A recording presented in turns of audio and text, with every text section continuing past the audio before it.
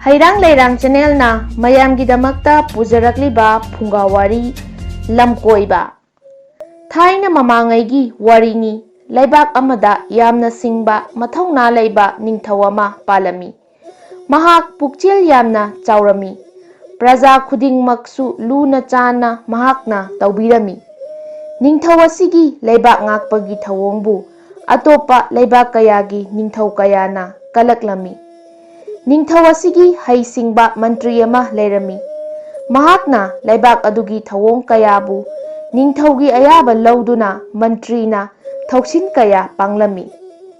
Ningthau mantri asiga yamna luna chana tinana homin kaminarakpa oibagi matik amana amada chetna thajanai. Satkadaba lamchat kainaramdi laibak asigi ningthausi macha amata pokcharamdi. Nongmagi numit amada mahaki thaubu puriba mantrida kausilaga hairei. Mantri nahaki handak phangjagadawriba nacha asi nupa oire ai phangjarage nupi oirabasu ai oijarage hairabada mantri nasu hoi haiduna yanare. Ishorgi nongdamni mantrigi nupido macha nupa ani phaibok pokle. Amana ningthau macha oina pikre amana mantrina yokhaure. Ningthau macha mantri macha anido sauba sarep pharakle. Makhoi anibu ningthijana thang ten lalong kaya ama chapchana mahi masing suna haihalle. Nongmagi numit amadani ningthauna makhoi anibu kauksinduna hairei. Nakhoi animak hayengdagi lamkoiba hauro. Nakhoi anina angamba matik mayaido ningthau ai khanglage. Ningthaugi wadu tabada makhoi aninasu yare.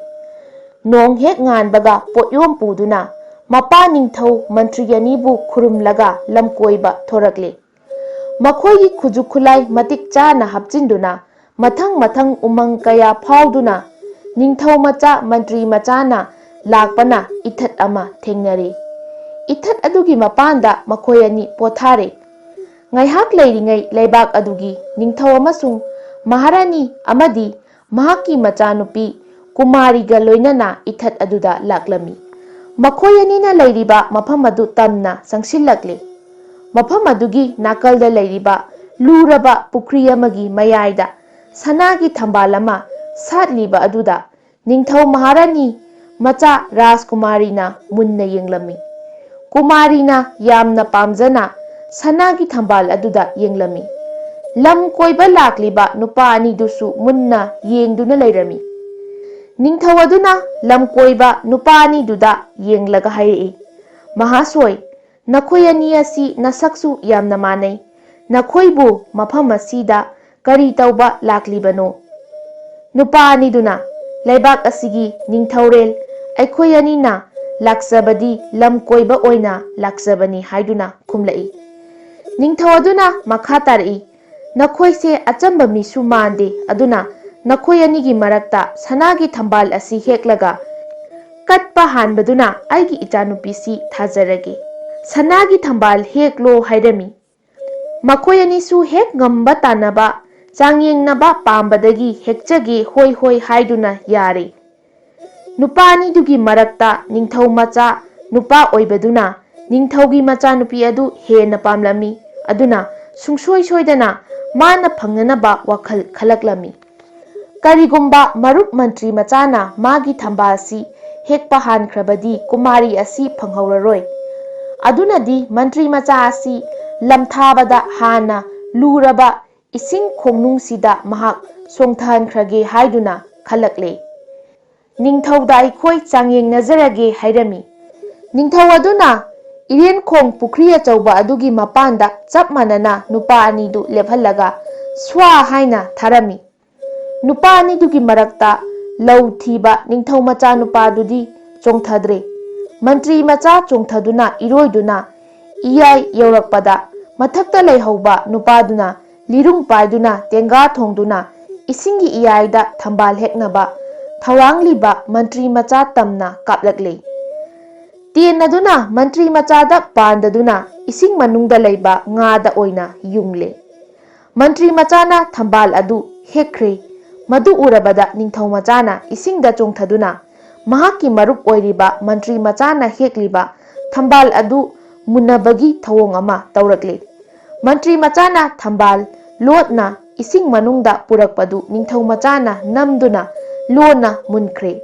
Ningthau machana lairaida thuna kakhalактuna ningthauda sanagi thambal adu katle. Khudak adumaktada ningthau adugi machanupidu makpukchel pikpa ningthau macha aduda katle. Ningthau maharani anidi konungda hanjakre.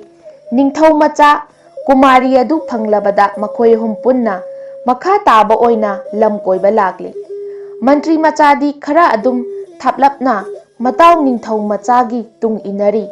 Thengjillaklabada atopa laibak amagi mafam amada makhoi hum leknaba thauranglami. Mantri machana ningthau machaga punladuna khangpok sangani saminare. Khangpok sangamada ningthau machaduga kumari duga laiminahale. Amadana mantri macha matomda marekle. Makhoina yarekliba mafam adudi hingchaba singi saktafam mafam oiramle. Thengjillaklaba matamda mafam aduda hingchaba ama angangba khonjelga loinana khanghaudana dang dang lakpagi makhol tarami.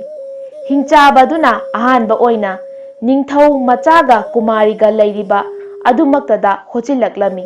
Madu ubada ningthau macha adudi chelasi lauduna chenanaba hotnarami. Hingchaba duna kumari adubu pharaga punanaba laknarami. Matam aduda mantri macha aduna akiba amata yaudana hochillaktuna hingchaba adu tamna makhutta lirungten paiduna tenjai tenga thongduna liri hanna chingduna haijaba laiwa sizinaduna hingchaba aduda hanna kaplami.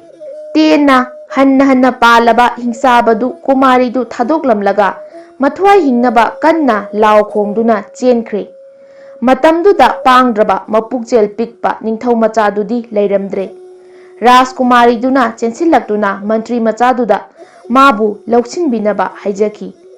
Kumari aduna pangal thauba athauba Rajkumari aibu nungsibiyu aigi thawai kanbiyu nahaki pukchel pikpa pangdaba nupadu aigi ipuroiba oiba ngamjaroi. Karigumba athauba aibu lausinbiba ngamdrabadi ai sijakhrani hairami.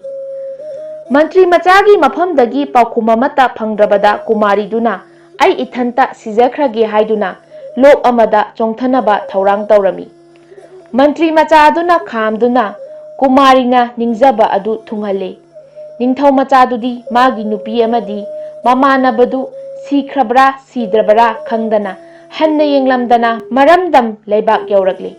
Rajkumarina mantri machabu puraktuna mapa mamagi mafamda asengba warising tamlabada ningthau mapa mama oiribaduna yabiraduna sauna mantri machaga Rajkumariga luhongbirami. Mantri macha adugi leibak tana Rajkumari mapa ibungo ningthauna ningthau maharani makhoi animakna machanupi mamak nupaga thinbirakle. Lam amagi ningthau lai tarabada haunaba thaurang tawduna mantri machasigi leibaki ningthauna yamna taramna oklami. Ningthau masel maharani masel harauna hei lei chamin thakminaringai ningthau macha thoraktuna Rajkumaribu khujeng paiduna mapa ningthauda wakatke hotnarakpada Rajkumarigi mapa ibungo ningthauna thatuna hairami. Karigino pangdaba nupa nahakna leibak asigi ningthaugi mamau oigadawriba aigi ichanupi asida soke hotnariba. Ichanupi asidi leibak sigi ningthau machanupada luhongkhrabani taklami. Matamduda ningthau machadu wakhal tadaduna ngakchanana leirami. Leibak sigi ningthauna yengu ningthau oigadawba ichanupani haiduna mantri macha oirambadu ningthau machagi phijol setpiduna puthorakle. Ikairaba ningthau macha oirambadu wari pumnamak khanglaklabada mapa ibungo mantrigi manakta changjaduna leikhi. Aduga mathauna phaba mantri machanupaduna ningthaugi macha oiduna mapa ningthau leima anibu thauganjakhi. Leibak sigi ningthauna magi leibak ngakpa ngamgadaba mathauna leibabu lam koihanduna khankhi. Rajkumarigi mama mapa anidusu machanupi ningthina sinaramlaga mireibakta hankhirami. Asum tauna leibak ingna tapna pankhi. ꯍꯩꯔꯥꯡ ꯂꯩꯔꯥꯡ ꯆꯦꯅꯦꯜꯅ ꯄꯨꯖꯔꯛꯂꯤꯕ ꯐꯨꯡꯒꯥ ꯋꯥꯔꯤ ꯉꯁꯤꯒꯤ ꯑꯣꯏꯅꯗꯤ ꯃꯇꯥꯡ ꯁ꯭ꯋꯥꯏꯗ ꯂꯣꯏꯁꯤꯟꯖꯔꯤ꯫ ꯍꯌꯦꯡ ꯅꯨꯡꯉꯥꯏ ꯅꯨꯡꯉꯥꯏꯔꯕ ꯋꯥꯔꯤꯁꯤꯡꯒ ꯂꯣꯏꯅꯅ ꯃꯌꯥꯝ ꯄꯨꯂꯞ ꯑꯃꯨꯛ ꯊꯦꯡꯅꯔꯁꯤ꯫